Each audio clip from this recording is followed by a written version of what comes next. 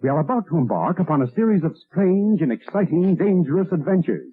Adventures that will lead us to all parts of the world. Hello and welcome to another Bad Comic Review. This time we're looking at Legends of the Dark Knight issue 7. This is part 2 of the Gothic storyline, written by Morrison with art by Klaus, Janson, colored by Steve Buccellato, lettered by John Costanza, Andrew Helfer, editor, Kevin Dooley, assistant editor, cover by Klaus, Janson. I actually think this cover's a little weaker than last issues. Last issues was really cool. This one is just sort of a regular panel looking, and it didn't really do much for me. But the story does make up for that. So the gangsters have summoned Batman using an inverted bat signal, which does not make Batman happy. And they practically beg him for help. They say they'll stop all crime, keep the streets clean until Batman can catch Whisper. Batman's like, yeah, right. You guys are on your own. You made this mess. So he bails on them. We've got the cathedral opening being mentioned again. So obviously that's going to play a part here. The phrase Gothic and the image of the cathedral on last issue's cover kind of hinted at that. Well, there's this young woman that's at the cathedral, and she seems to be a bit of a mystery. And then Batman is still having dreams that are very, very weird. And one of them is this ghostly ship with the front of the cathedral, and his dad's writing things down. And he keeps hearing this phrase because he looks around and sees all these dead kids sitting at desks and keeps hearing the phrase unlock the rose. And it makes no sense to him. But something about what the gangsters said to him reminded him of a time when his parents had sent him upstate to a boarding school when he was about 7 or 8 from the look of it. And there was a headmaster there who was a little bit of a weirdo and paddled him. But it was what the gangsters said about this person that's hunting them, Mr. Whisper, not having a shadow and being a child murderer that really stuck with Batman. Because somebody at the boarding school didn't have a shadow, but he thought it was his imagination. So when another gangster is attacked, Batman drops in to try and help, but this